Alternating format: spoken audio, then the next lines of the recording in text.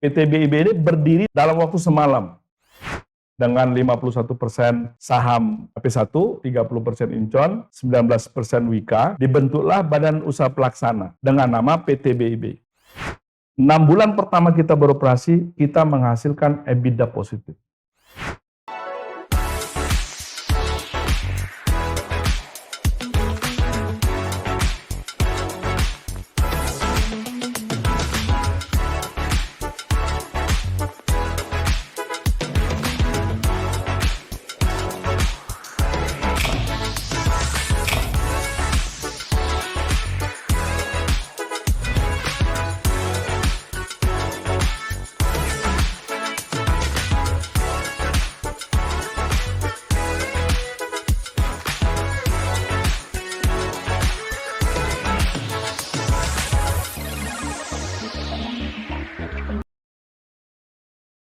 Hai sahabat AP1, welcome back to CFW Talk Podcast. Jadi pada episode kali ini kita kedatangan bintang tamu yang memang kalau bisa teman-teman sahabat AP1 pernah ke Bandara Hang Nadiem Batam dalam periode 1 tahun terakhir ini, kita kedatangan bintang tamu yang super sekali. Bisa dikatakan beliau adalah orang nomor 1 di Bandara Internasional Batam. Kita sambut yuk. Semangat pagi Pak Fikri Ilham Kurniansah. Semangat pagi. Selamat pagi. Sahabat AP1 dimanapun berada. Siap. Selamat pagi. Kita sapa Pak Fikri aja Pak ya. Siap. Pak Fikri ya, Ya. Pak. Pak, jadi pada pagi ini, episode kali ini kita akan berbicara terkait dengan Bandara Internasional Batam. Siap. Mungkin ya. Mungkin sahabat AP1 pengen tahu lebih dalam apa sih Bandara Internasional Batam itu seperti apa. Ya. Pak, kita nanya nih, Bapak kan sekarang kalau tadi saya prolog di awal, Bapak sebagai orang nomor 1 lah kita katakan di Bandara Internasional Batam ya. Bapak menjabat saat ini sebagai Direktur Utama, betul Pak ya? Betul. Oke. Ya. Nah, tugas fungsinya Bapak sebagai Dirut di sana apa Pak? Ya, yang pertama adalah menjalankan bisnis. Oke. Memimpin bisnis itu paling penting. Yang kedua tentu untuk menjalankan bisnis, menggerakkan bisnis, menumbuhkan bisnis ini banyak kebijakan-kebijakan kita harus ambil. Ya, pengembangan, ya, kemudian pembangunan, kemudian juga membuat kebijakan-kebijakan, policy, menentukan arah ya kebijakan. Tentu saya mempunyai namanya 15 checklist sebagai CEO dan itu sebagai alat kerja saya, alat kontrol saya. Itu berbagai bidang dari keuangan, ya, human capital, infrastructure, operation, teknik, finance, dan termasuk juga stakeholder relationship, ya. Bagaimana kita membangun hubungan dengan para seluruh stakeholder. Itu adalah peran yang harus dimainkan oleh CEO. Tentu secara teknis kan punya direktur masing-masing. Yes. Tetapi sebagai pemimpin bisnis, tugas saya adalah mengarahkan, memberikan prioritas tertentu, membuat kebijakan, dan tentu membangun tim. Ya, ini penting.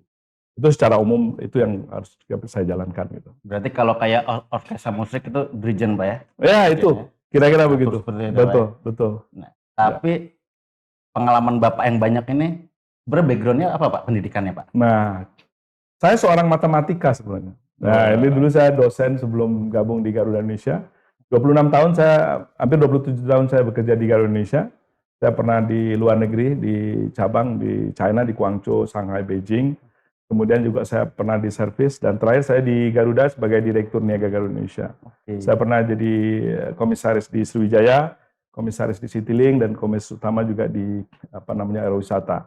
Nah, setelah itu saya menjadi Direktur Niaga Garuda, saya menjadi Direktur Utama Angkasa Pura Properti di AP1, ya kan gitu.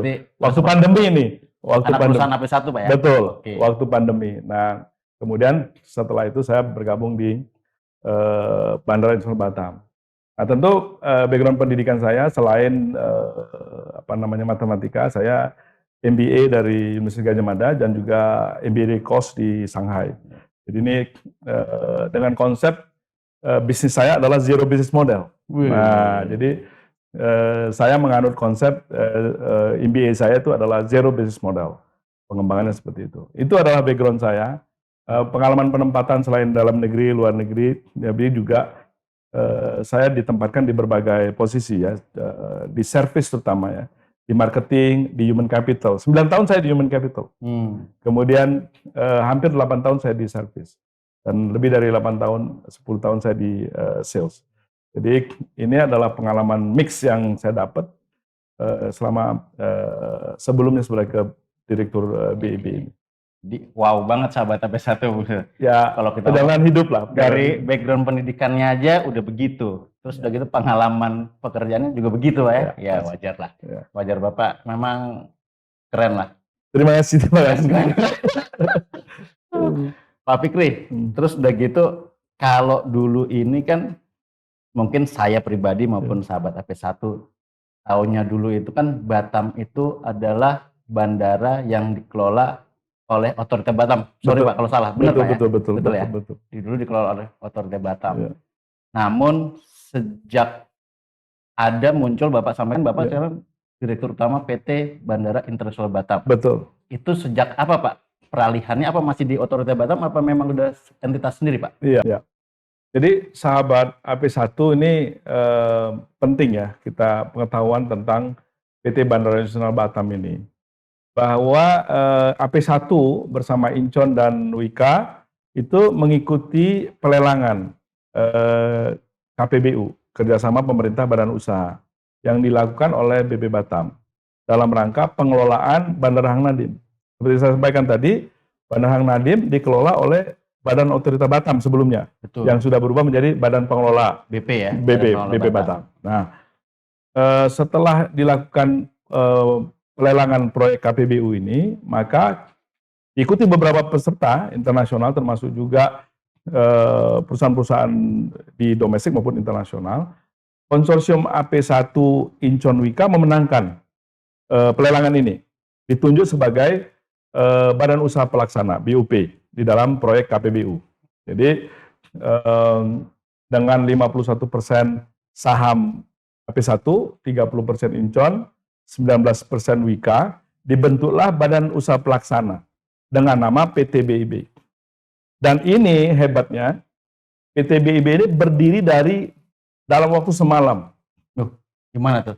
Iya, jadi dengan kemajuan dan kebijakan dari Presiden Jokowi ya, melalui Kementerian BUMN, Kementerian Hukum dan Hak, dan juga Kementerian Perhubungan. PT BIB ini aktenya saya tanda tangani malam, jam tanggal 20, jam 20 malam, dan besok pagi sudah disahkan dengan melalui proses yang elektronik yang begitu cepat. Tanggal 21. 21. Iya, 21 sudah disetujui oleh 21 Kementerian. bulan apa Pak? Desember 2021. Desember 2021. Iya. Dan jam 10 saya menandatangani PKS dengan BP Batam.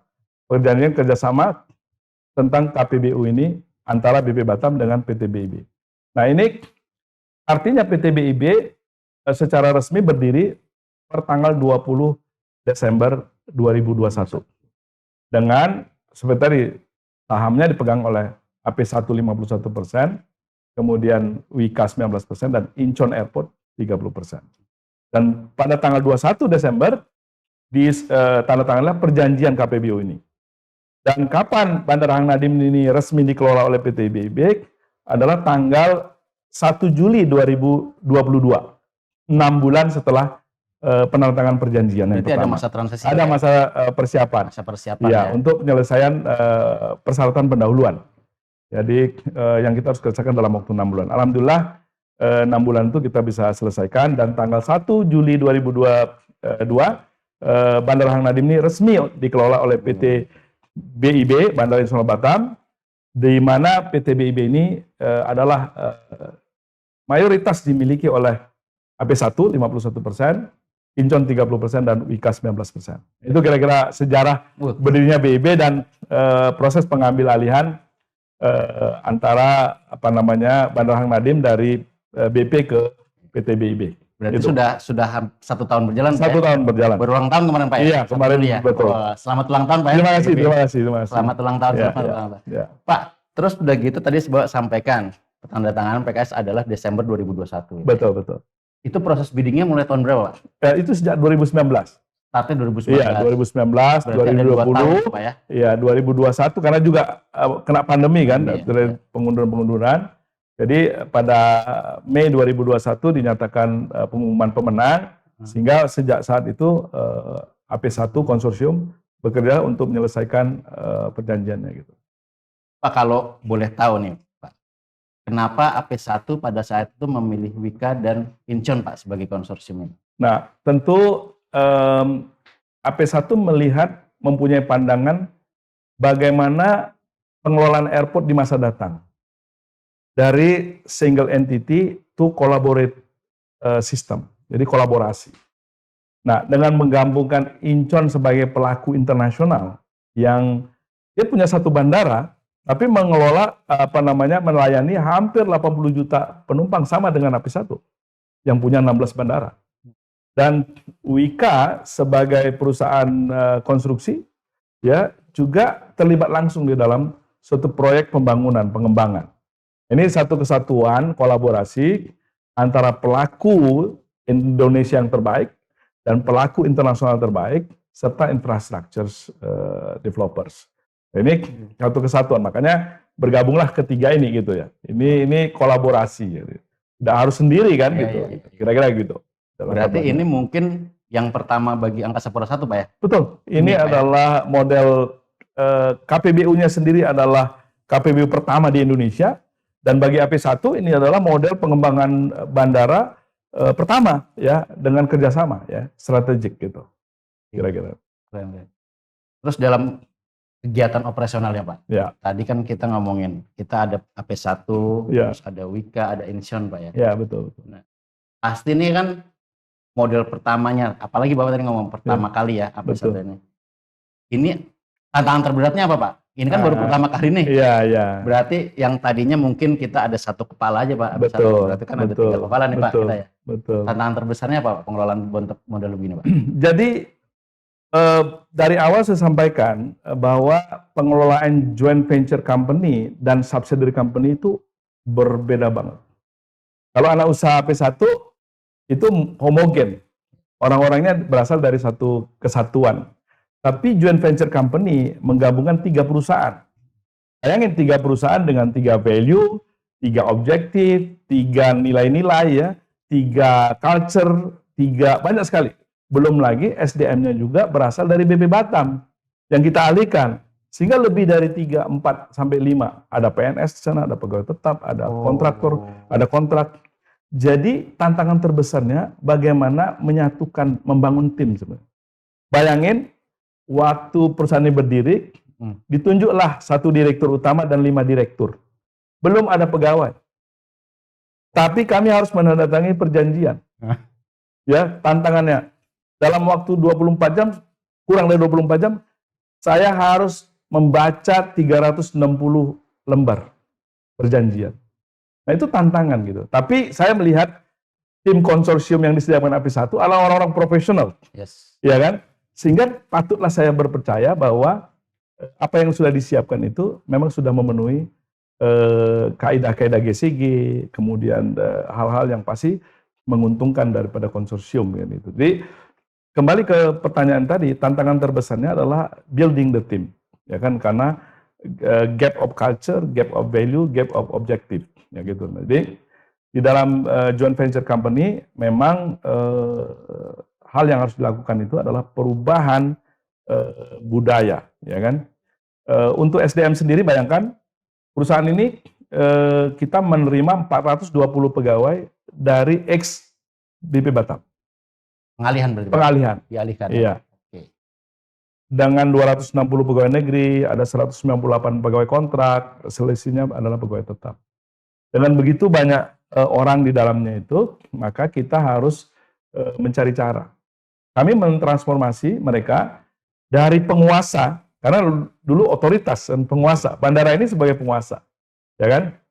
Harus kita ubah menjadi pengusaha.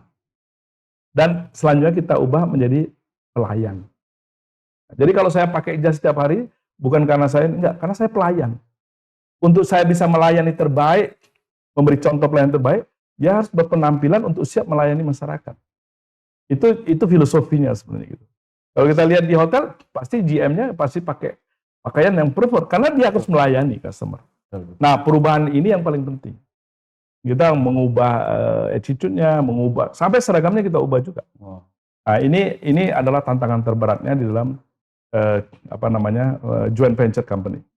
Tentu tarik menariknya kuat, ya kan, kepentingannya kuat, sehingga bagaimana saya sebagai CEO harus bisa menjaga irama ini agar jangan sampai tarikannya terlalu kuat membuat dia pecah, atau tarikannya terlalu lengket menjadi nggak jalan juga.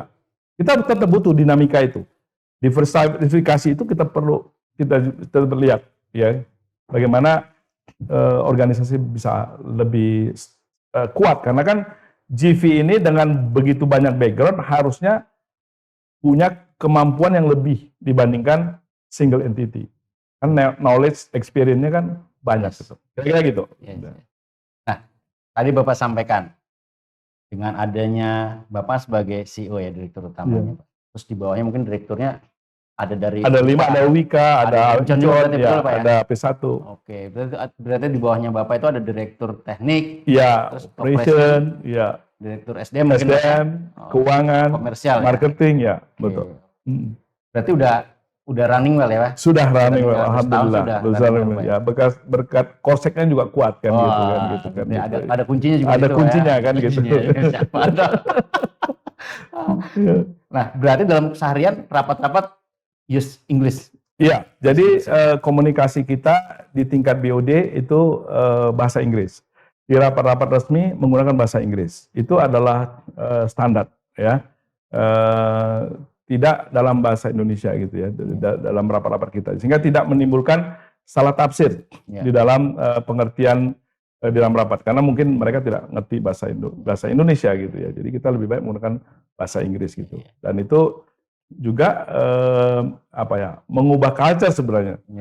Karena ketika kita menggunakan bahasa Indonesia itu banyak bersayap, ya kan? Tapi kalau menggunakan bahasa Inggris itu to the point sebenarnya. Nah, kadang-kadang untuk orang Indonesia ketika kita menggunakan kalimat to the point seolah-olah dianggap kurang sopan. Nah, ini adalah perubahan budaya juga yang perlu disesuaikan. Gitu, kira-kira gitu. Tapi Bapak lucu-lucuannya ini Pak. Bapak belajar bahasa Korea nggak? Ngerti nggak kalau orang Korea ngomong Korea? Ya kalau yang harian aja, pelan-pelan kan kita belajar, ya kan? Ya jadi apa dilarang Pak? Mungkin kalau orang Korea ngomong Korea, nggak boleh lo ngomong Korea. Boleh aja, ngomong Jawa juga boleh, Melayu boleh kan gitu. Jawa juga boleh kan gitu. Saya ngerti gitu. Iya kan gitu. Dia ngomong Korea, oh kita belajar, oh itu maksudnya kan gitu. Yang kedua kan kita ada Google Translate aja. Kita langsung suaranya kedengar, bahasa Indonesia muncul, teknologi dipakai. Iya. Terus rencana Bapak, Bapak setelah pertanggal Desember 2021, terus pengalian 1 Juli 2022 Pak ya? Iya betul. Diserahkan kepada PT BIB. Bapak ada rencana jangka pendek atau jangka panjangnya? Sebenarnya ini yang punya rencana ini pemegang saham. Oke. Target pertama itu dalam 6 bulan saya harus menyelesaikan persyaratan pendahuluan dan serah terima pekerjaan. Dan alhamdulillah berkat tim dari AP1 ya, perbantuan juga ya dari seluruh direksi dengan seluruh tim yang ada, kita berhasil menyelesaikan tugas yang pertama kita adalah menyelesaikan persyaratan pendahuluan dan melakukan serah terima. Tepat waktu, tidak terlambat. 6 bulan kita ambil alih. Target yang kedua yang dibebankan oleh pemegang saham adalah dalam 6 bulan pertama beroperasi harus EBITDA positif. Coba bayangin, 6 bulan nggak ada apa? Sebelumnya nggak ada? Ya sebelumnya kan kita masih zero. Masih zero ya? Iya kan? Januari, Mei kita beroperasi kan negatif, nggak ada revenue. Yes. Ya kan? Tapi 6 bulan kita beroperasi, EBITDA harus positif. Nah, Bandara Hang Nadim ini sebelumnya dikelola oleh BP Batam kan menggunakan dana APBN. Oke. Ya kan? Yang itu Pak ya, APBN dia ya? Dan mereka menggunakan APBN. Ya, sekitar anggaran 130 sampai 150 miliar satu tahun. Jadi setelah kita kelola, ini APBN-nya nol. Iya kan? Pasti. Iya, sehingga kita harus cari makan sendiri. Tapi alhamdulillah berkat seluruh tim bekerja keras dan tentu Allah Subhanahu wa taala meridhoi. 6 bulan pertama kita beroperasi, kita menghasilkan EBITDA positif.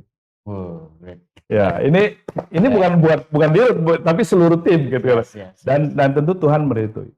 Jadi dalam tahun 2022 itu, target yang dibebankan oleh pemegang saham kepada manajemen di bawah pimpinan saya adalah satu, menyelesaikan CP dan mengambil alih operasional. Yang kedua adalah EBITDA positif, dan alhamdulillah kita bisa delivery sesuai dengan target dan melampaui target yang mereka tetapkan. Nah, kembali ke pertanyaan, apa rencananya? Tentu bagi pemegang saham, bagaimana investasi kembali. Itu dari segi financial. Tapi dari segi bisnis, bagaimana Bandara Hang Nadiem ini lebih strategik kedudukannya, tidak hanya memperkuat Incheon Airport, tidak hanya juga memperkuat bandara-bandara AP1. Berarti kan ada pengembangan bisnis network yang harus dijalankan untuk saling menguatkan. Maka target kami yang pertama adalah bagaimana menjadikan Bandara Hang Nadiem ini sebagai hub di wilayah barat Indonesia. Sehingga kalau di tengah ada Cengkareng, di timur ada Bali, di barat itu kami memang merencanakan Bandara Batam, Hang Nadiem Batam sebagai hub di barat. Nah, itu kita kuatkan. Nah, rencana jangka pendeknya tentu sesuai dengan PKS, kami akan melakukan refurbishment Terminal 1 ya, untuk perbaikan Terminal 1 selama 11 bulan, dan kami akan membangun Terminal 2. Ya, Zero, Pak. Ya, baru Terminal 2 baru selama 35 bulan. Nah, yang seluasnya kira-kira untuk bisa menampung sampai dengan 9,6 juta penumpang setahun. Nah, itu adalah pembangunan fisik, tetapi infrastruktur. Tapi bagi kami, pengembangan itu tidak hanya infrastruktur, tetapi juga yang paling penting adalah bisnisnya. Pengembangan bisnis, baik aero maupun non-aero maupun other business. Itu yang akan kami lakukan. Karena sejak kami mengelola Bandara Hang Nadiem ini, ada 3 model atau prinsip bisnis yang kami jalankan. Yang pertama adalah pengelola airport atau Bandara Hang Nadiem itu mengubah konsep dari single entity to ecosystem model. Jadi kita tidak lagi berpikir sendiri, tapi bagaimana kita men-create suatu ekosistem yang memungkinkan tumbuh bersama, besar bersama dari seluruh pelaku industri, pelaku usaha, pelaku dan juga pelanggan itu sendiri. Kita berkolaborasi. Yang kedua, kita mengubah konsep dari serving the demand. Kalau selama ini kadang-kadang airport kita pikir yang melayani apa yang airline mau jalani, mau terbang berapa kali. No, kita menciptakan, men-create pasar itu sendiri, men-create demand itu sendiri, baik penumpang maupun non penumpang. Jadi ini penting yang kita harus kerjakan. Jadi airport tidak boleh berdiam diri sendiri. Pengembangan network tidak boleh menunggu airline, tapi justru kita mendorong, menawarkan airline. Kalau airline A nggak mau terbang, kita pilih airline B, kita cari airline C, dan sebagainya. Kalau kita mengalami kesulitan traffic right, ya kita usahakan dan sebagainya. Ini adalah creating demand process. Yang ketiga, kita mengembangkan Bandara Hang Nadiem selama ini hanya tempat naik turun penumpang. Nah, jadi kita harus kembangkan dia menjadi multi-purpose organization, multi-purpose building, multi-purpose center point. Jadi tujuannya udah multi, untuk bisnis, untuk MICE, untuk exhibition, untuk shopping, untuk F&B dan sebagainya, entertainment, social dan sebagainya. Jadi ini dengan multi-purpose organization dan building, maka revenue stream-nya akan lebih lebar. Nah, ini prinsip-prinsip dalam yang kita jalankan.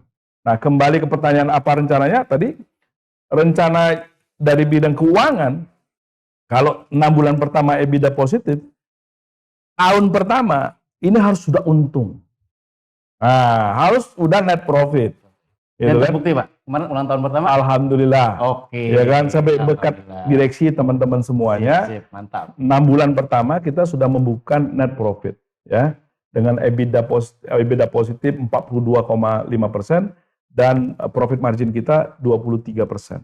Nah, ini menunjukkan bahwa apa yang kita usahakan on the track, ya, tinggal kita melakukan akselerasi yang lebih kuat lagi gitu.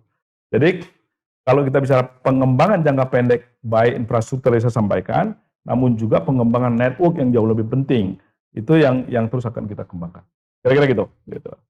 Berarti Bapak juga aktif juga berperan dengan pemerintah daerah setempat, Pak ya? Betul. Jadi CEO role di zaman sekarang tidak lagi ke administratif approach, justru kepada business approach ya, dalam konteks termasuk juga stakeholders relationship ya. Jadi bagaimana kita merangkul seluruh stakeholder, bukan hanya Pemda, bukan hanya BB Batam, tapi kementerian, lembaga, ya, organisasi, NGO, corporate, dan sebagainya. Bagaimana kami itu melakukan kampanye untuk melakukan MICE di Batam. Oke. Meeting, incentive, conference, exhibition di Batam.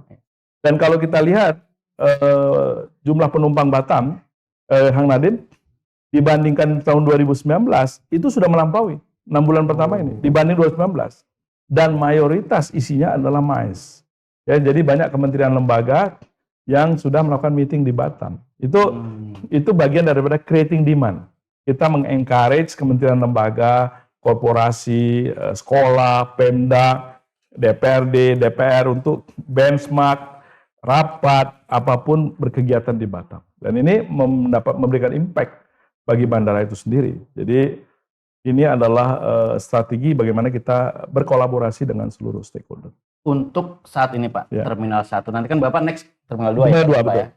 Terminal 1-nya sekarang kapasitas berapa sih Pak? Nah, Untuk Terminal 1 ini kapasitasnya 5 juta. 5 juta. 5 juta penumpang. Per Ya, tahun per tahun. Ya, jadi kita akan renovasi karena sekarang target kita tahun ini penumpang kita kira-kira 4,4 juta. Udah mepet Pak ya? Ya, udah mepet. Udah mepet ya. Ya, udah lebih dari 80%. Jadi kita bersiap untuk membangun Terminal 2 ya. Kita akan lakukan pembangunan dalam 35 bulan ke depan. Jadi ini mudah-mudahan pertumbuhan traffic juga akan sejalan sehingga 3 tahun ke depan itu kira-kira traffic kita ada 8 sampai 9 juta orang. Makanya Bapak di Terminal 2 menargetkan kapasitas 9,6 Iya, juta ya betul, Pak ya? Seperti betul, itu ya, betul. buat ya Antisipasi. forecast seperti itu Pak ya? Betul. Forecast dalam konteks juga usaha yang kita lakukan tentunya gitu. Iya. Ya. Nah, Gitu. tadi Bapak sampaikan, ini kan sebagai hub ya, Iya. Bandara Batam ini. Terus tadi sampaikan Bapak mengundang kementerian dan lembaga-lembaga untuk Betul. rapat meeting di situ Pak ya. Betul. Nah, kalau saya secara awam berpikir kan paling terdekat nih kita internasional dengan Changi Pak. Betul. Betul. Nah, ini gimana Pak? Bapak menarik orang, Joji nggak usah ke Changi deh, misalkan di Batam Iya. aja keren.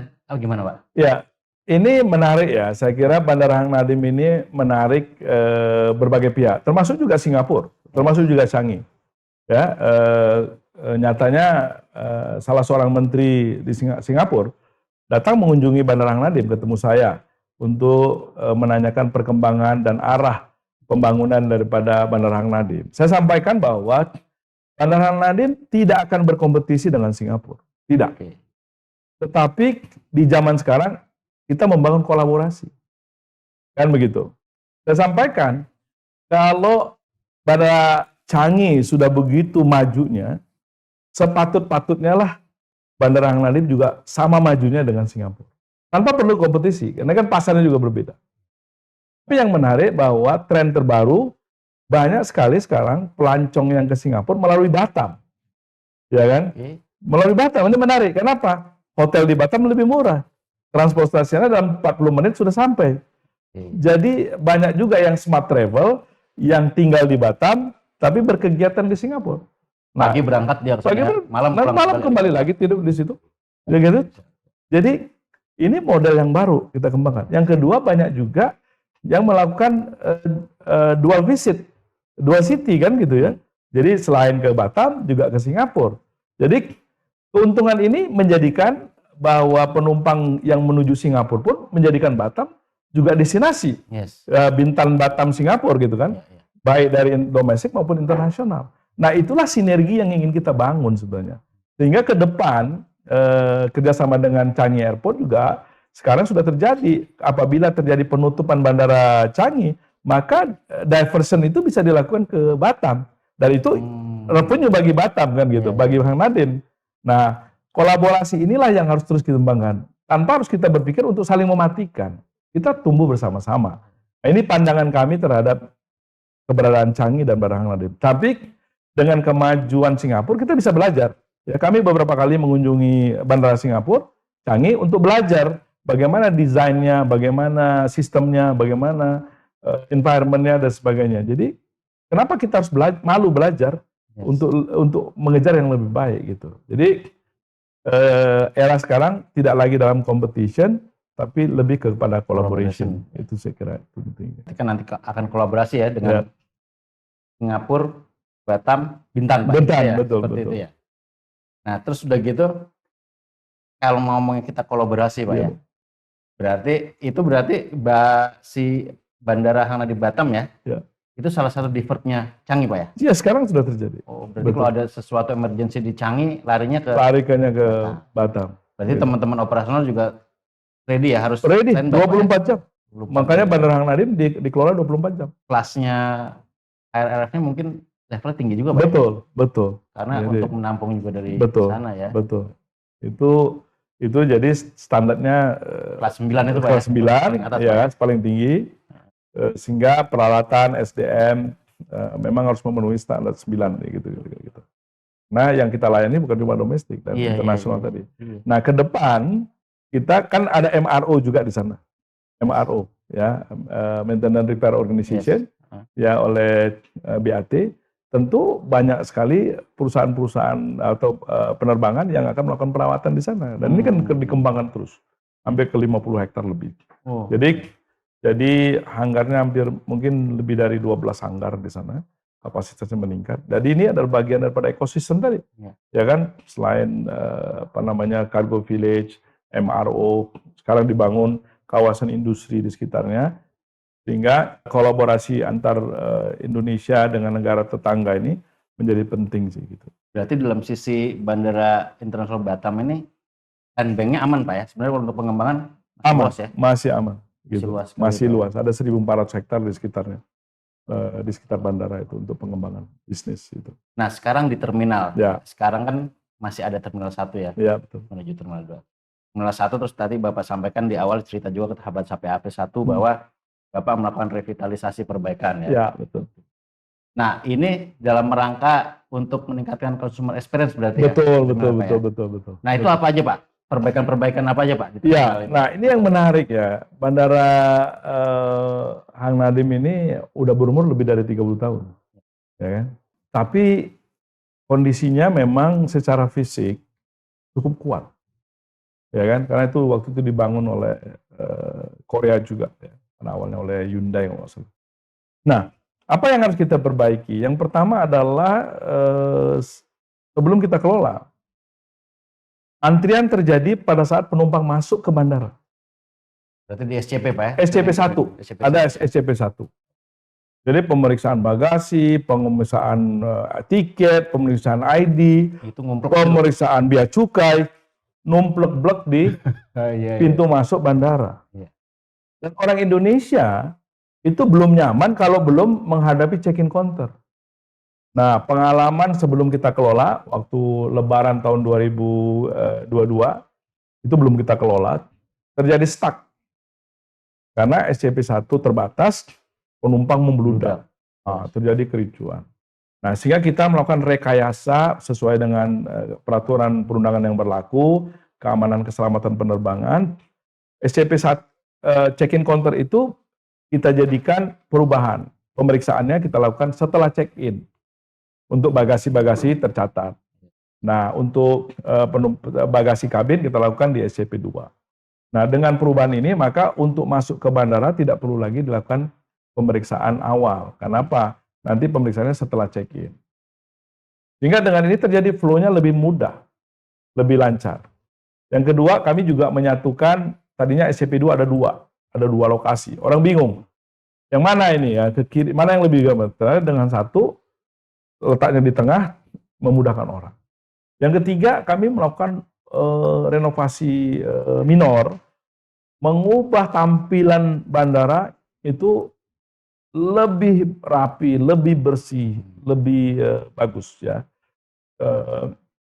Dan juga lebih terang. Berarti fasad berubah Pak ya? Ya, belum berubah, tapi kebersihan, kerapian, Oke. cat warna tadinya warna merah, kuning, hijau.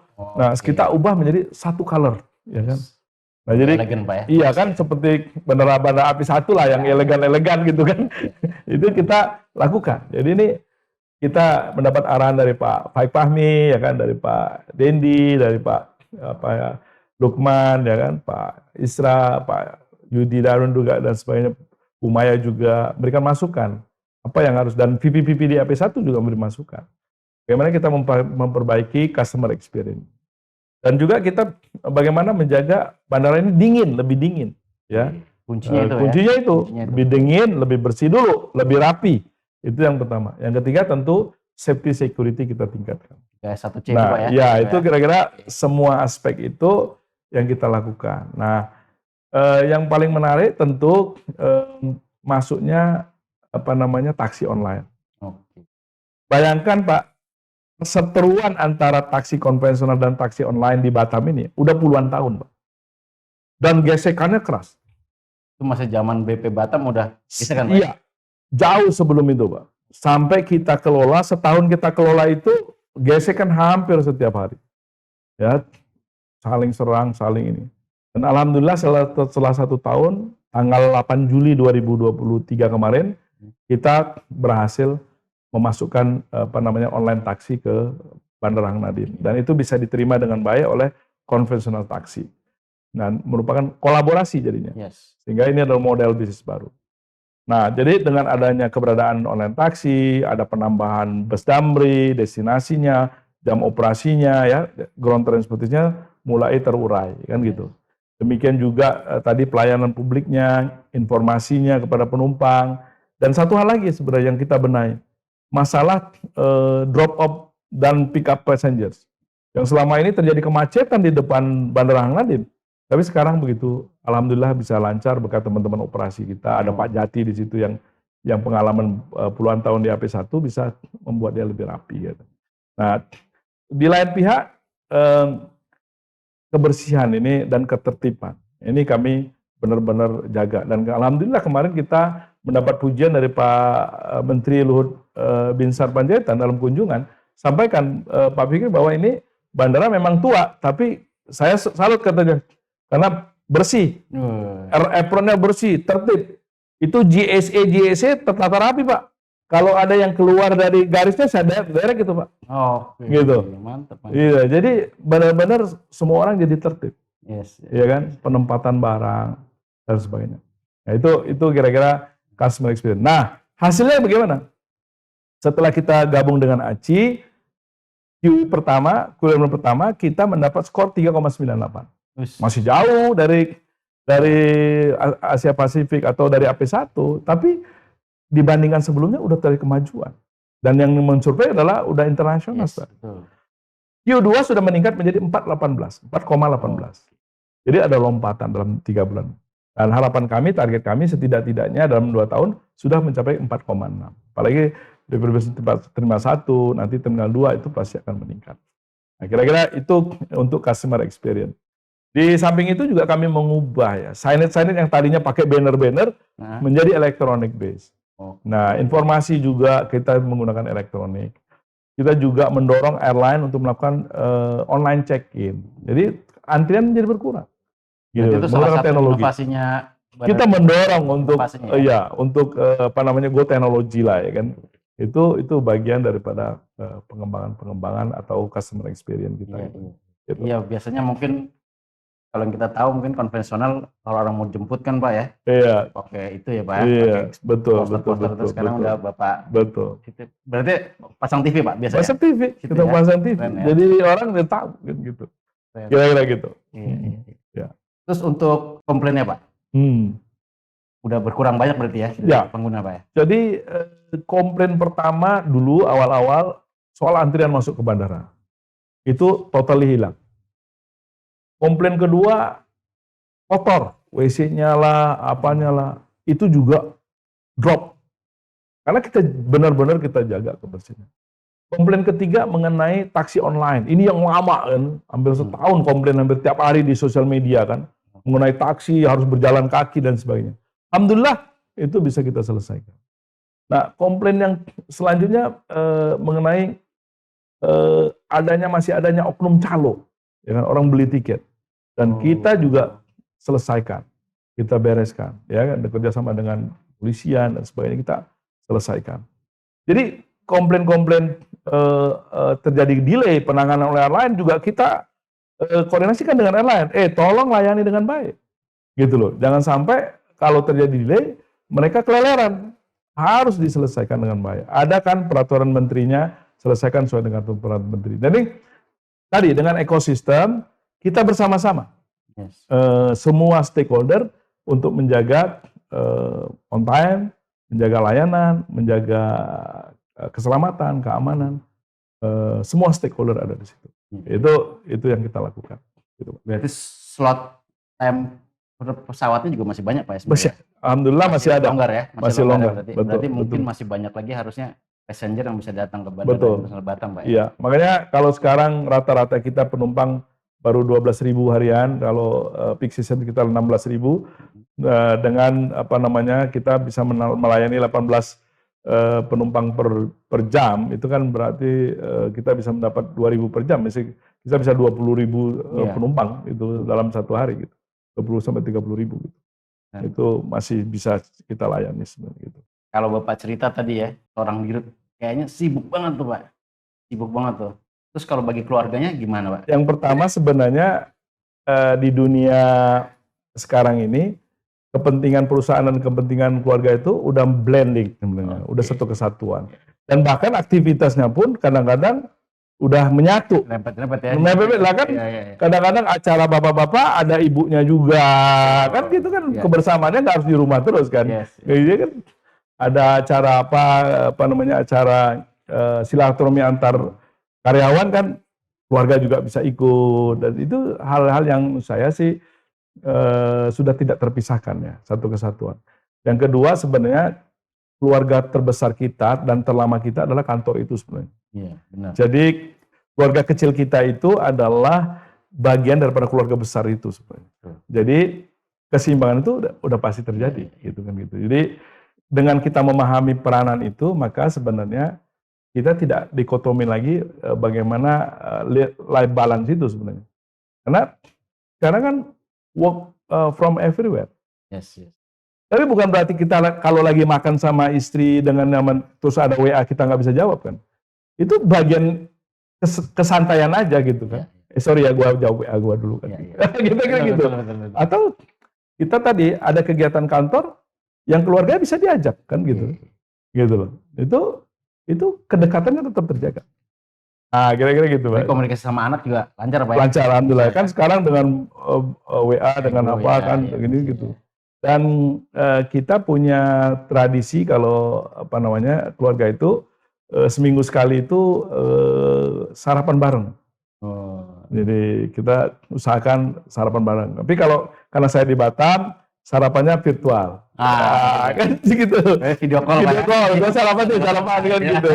Jadi kebersaannya sama, waktunya aja, tempatnya berbeda kan gitu. Luar biasa teknologi Pak ya. Membantu kita kan gitu. Tapi tradisinya nggak dihilangin. Oke ya, sarapan ya jam 7 ya besok ya. Masing-masing sih. Kira-kira gitu. Karena sarapan itu penting karena dengan kita belum mulai aktivitas, kita masih bisa bercerita hari ini plannya apa segala macam, gimana kondisi masing-masing gitu. Kerjaan sudah, terus sekarang keluarga tadi Bapak juga sudah. Nah ini mungkin sahabat AP1 kayaknya kan Pak Fikri ini sukses banget ya gitu. Amin. Amin. Tips and tricksnya Pak, jadi dari sisi keluarga balance, dari sisi pekerjaan bisa nanjak tuh Pak ya, karirnya sampai saat Bapak sekarang ini sebagai Direktur PT BIB. Sahabat AP1 Pak, yang tahu juga Pak, ada nggak tipsnya Pak? Saya melihat ya, ini pengalaman saya, mungkin saya nggak tahu nih valid atau nggak untuk sekarang. Tapi yang pertama sebenarnya, yang orang lihat dari setiap orang hanya 3 sebenarnya. Yang pertama, disiplin. Ya disiplin satu ya Pak ya? Itu kelihatan, kamu datang telat atau on time kamu kelihatan. Kamu menyampaikan hasil laporan kamu telat atau on time, kamu kelihatan. Disiplin itu berbagai hal. Disiplin berkendara, disiplin berpakaian, disiplin berperaturan, disiplin bekerja. Itu kelihatan, ya kan gitu. Yang kedua adalah kerajinan. Seberapa rajin kamu? Rajin baca, rajin mikir, rajin kasih ide, rajinnya banyak ya, bukan cuma rajin ini tuh.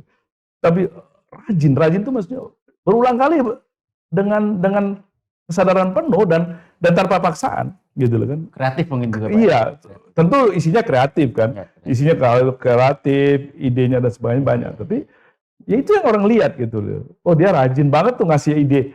Oh dia rajin banget. Nah itu kerajinan kan. Oh dia rajin banget tuh kasih masukan. Oh rajin banget tadi gitu. Bukan cuma setahun sekali kasih ide gitu kan. Atau hanya rapat aja kasih ide kan gitu kan. Jadi kalau orang disiplin, rajin. Yang ketiga, yang orang itu nggak hitungan kerja. Kalau kamu hitungan, kan gua udah kerjain jobless gua. Gua kan bukan jobless gua.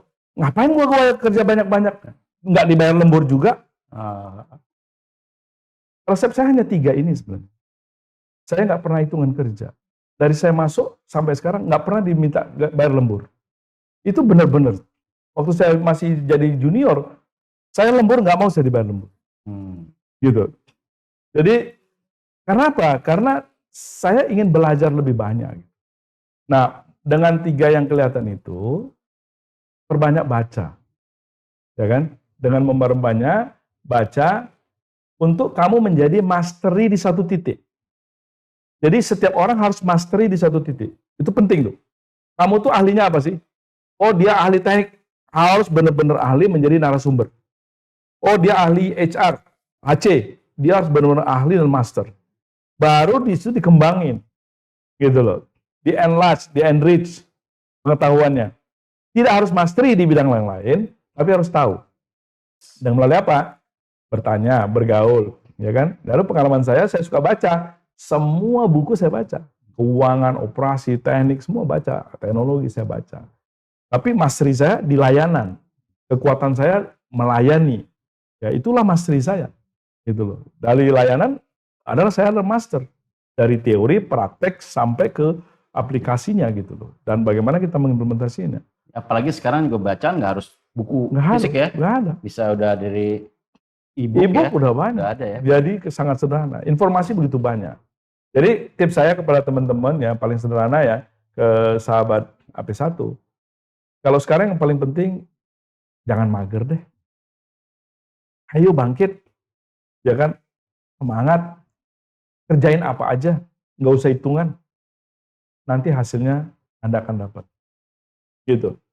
Waktu saya pertama kali masuk Garuda dulu, saya hobinya fotokopi. Fotokopi gimana Pak? Orang paling males fotokopi kan zaman dulu. Mesin fotokopi gitu. Mesin fotokopi kan, saya memfotokopi. Ya. Kalau ada yang minta fotokopi, saya paling senang. Sini saya fotokopikan. Gitu loh. Kenapa? Dengan memfotokopi, kita belajar banyak kan. Apa sebenarnya bisnis proses yang dilakukan orang-orang ini? Gitu loh. Kelihatannya hanya fotokopi, Pak. Tapi setiap memfotokopi kan mata kita melihat. Yes. Mengcapture, Pak ya? Mengcapture. Oke. Apa sebenarnya ini? Nah, itu menambah pengetahuan kita. Itu salah satu contoh. Belajar zaman dulu karena kan nggak ada yang mau mentorin. Kalau sekarang banyak senior yang mentorin kan, gitu. Kan gitu. Kalau dulu kan nggak mau lihat anak buah pinter dikit kan gitu. Iya. Gitu. Kalau sekarang kan takut saingan dulu ya? Iya, kalau dulu tersaingan. Kalau sekarang kan mentor-mentor seneng kalau anak-anak juniornya maju pesat gitu loh. Makanya itu kira-kira tips saya gitu. Kegiatan sharing knowledge gitu harus diperbanyak juga, Pak ya? Harus berbanyak. Jadi kalau sekarang kan teman-teman sahabat AP1 yang generasi baru kan mungkin kurang suka membaca buku langsung kan, lebih suka mendengar ya kan, sharing seperti ini, podcast dan sebagainya, mungkin lebih mudah kan untuk masuk. Tapi kita lebih suka membaca kan waktu itu gitu. Itu the way aja. Tapi masukkanlah pengetahuan sebanyak-banyaknya, apapun itu, jangan dibatasin informasi itu untuk masuk ke otak kita. Karena apa? Suatu saat itu akan dikeluarkan oleh otak kita ketika kita membutuhkannya. Kira-kira begitu. Pak Fikri, pertanyaan terakhir sebelum kita akhiri podcast, Pak. Bapak sebagai Direktur Utama PT BIP, Pak. Berarti kan udah hampir 1 tahun Ya, lebih berjalan Pak. ya betul. Pengalaman berkesannya apa, Pak? Nah, ini pengalaman pertanyaan berkesan gampang ini. tapi berat, Pak. Iya. Ya tentu mengelola orang dari berbagai negara itu punya seni sendiri. Nggak mudah. Dari bahasa nggak mudah. Dari segi culture berbeda. Dari segi value berbeda. Jadi itu adalah tantangan dan kesenangan tersendiri. Pengalaman yang menimbulkan kedewasaan baru. Gitu kan. Bagaimana mengelola konflik antar negara itu. Karena itu antar negara. Karena pikirannya antar negara. Kan, gitu. Itu bisa tetap harmoni untuk mencapai target. Kalau saya kan tidak berfokus kepada konfliknya, tapi berfokus kepada resultnya. Tidak berfokus kepada perbedaannya, tapi berfokus kepada bagaimana perbedaan ini menghasilkan sesuatu yang lebih bagus. Jadi menurut saya area itu yang paling krusial yang saya alami. Selain tadi yang saya sampaikan, ini sebagai dirut BIP, perusahaan dibangun dalam waktu 1 malam, ya kan? Itu saya kira Indonesia di bawah Pak Jokowi, Pak Menteri Erick Thohir, Pak Budi Karya Sumadi, Pak Yasona Lawli, saya kira, dan Pak Bahlil ya, itu memang top. Gitu. Bener keren. Karena kita mengalami sendiri begitu mudah dan lancarnya mengurus dan mendirikan perusahaan. Nah, kan gitu. Dan komitmen beliau-beliau karena ini juga investasi internasional, dukungan penuh dari juga Menko Perekonomian juga sangat kuat gitu. Itu kira-kira. Terakhir Pak, barangkali Bapak ada yang mau disampaikan ke sahabat episode terkait closing statement Bapak. Silakan Pak. Ya tentu yang paling penting teman-teman bisa mengunjungi kami di Batam ya. Karena yang pertama bisa lihat Bandara Hang Nadiem, yang kedua ini bagian daripada AP1 loh, Bandara Hang Nadiem ini. Jadi banyak orang bertanya, ini AP2 ya Pak? Saya bilang ini AP1. Loh, bukannya AP1 di timur? Ini saya bilang melalui proses KPBU, ya kan? Walaupun wilayahnya wilayah di AP2, tapi ini adalah KPBU pertama AP1. Jadi welcome ya ke Batam. Bagi penggemar kuliner, murah meriah, enak-enak di Batam, ya kan? Khasnya apa Pak? Khasnya? Seafood tentu. Seafood. Iya, ya, seafood. Yang kedua, kalau yang suka mengendarai mobil-mobil mewah di Batam gitu. Mau naik Ferrari, naik Mercedes Maybach dan sebagainya gitu kan. Sana murah gitu kan. Tapi nggak usah beli, kan pinjem aja gitu. Karena kawasan ekonomi khusus itu Pak ya? Karena kawasan ekonomi khusus. Kan gitu. Jadi Ferrari di sana ya seperti Kijang di sini gitu ya. Itu hal yang bukan barang. Ada tempat penyewaannya Pak? Banyak gitu. Jadi gitu kan. Sahabat AP1. Iya. Kalau sepeda udah banyak di mana-mana kan gitu loh. Tapi welcome to Batam. Kira-kira gitu Pak. Siap. Ya. Thank you kehadirannya. Terima kasih. Sukses untuk Bapak selalu. Sama-sama. Sahabat AP1, kita akhiri acara CFW Talk Podcast. Kita akan ketemu lagi di next episode. Jangan lupa like, subscribe, and komennya ditunggu. Thanks. See you guys. See you.